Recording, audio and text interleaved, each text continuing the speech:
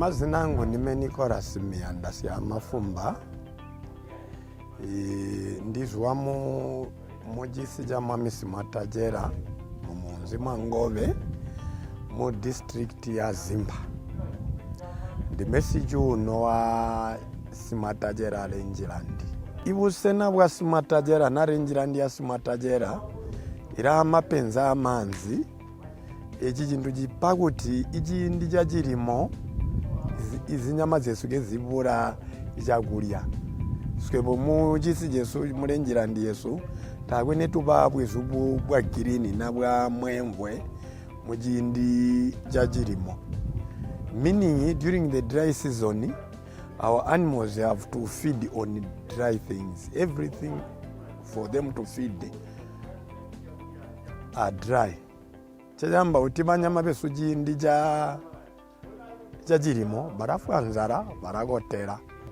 As you may be aware, Zimba is a dry district, and during the dry season, there is less pasture for animals. Therefore, most farmers face nutritional challenges with the animals. Animals would go long distances in search of pastures.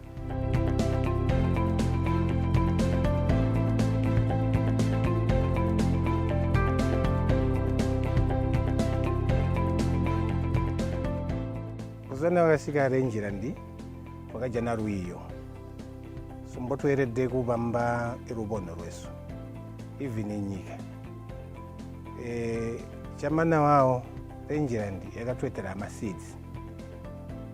Twashanga seeds ayo akonja kubusya nyika yesu kaboto.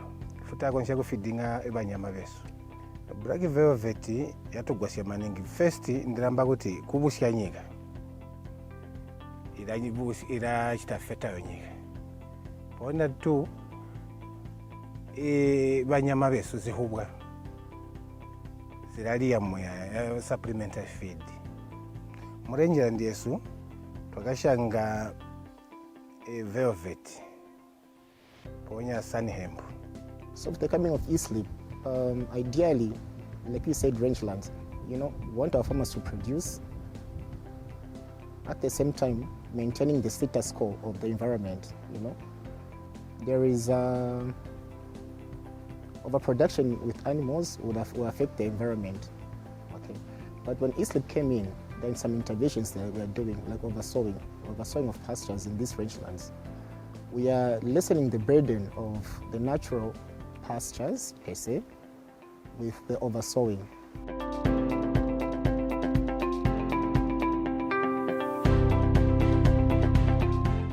The overall goal of the e-sleep program is to sustainably increase incomes and food security of rural poor households in the communities through improved livestock production and productivity. One of the ways in which we are improving livestock production and productivity is by looking at fodder and pastures.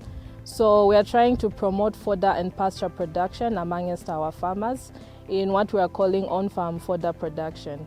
So our farmers are given fodder crops for them to grow, and they are also trained in land preparation and in also how to grow the pastures. Later on during the year, the farmers are also trained in how to conserve fodder and utilize it in different ways. This helps the farmers to address the challenges of dry season feeding from around May up to the month of November, when there is no pasture and also when the quality of the pasture is quite low. And the other challenge that is being addressed are the high costs of on-farm production. So when farmers go into pasture and forage production, they're actually addressing all these challenges, and it also ensures that the nutrition of livestock is improved and also the production and productivity is increased. When we look at the farming season of 2021-2022, we had late onset of rains. So we saw that most of the farmers were planting their crops and also planting forage seeds in their rangelands quite late in the season.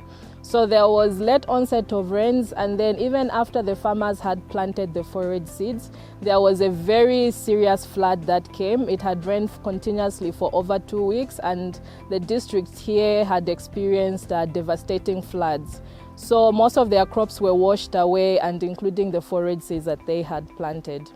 So we are here to also encourage the communities to also be very serious when it comes to oversowing the rangelands, because oversowing the rangelands will help the rangelands at least improve the availability, including the quality of the pastures in the rangelands.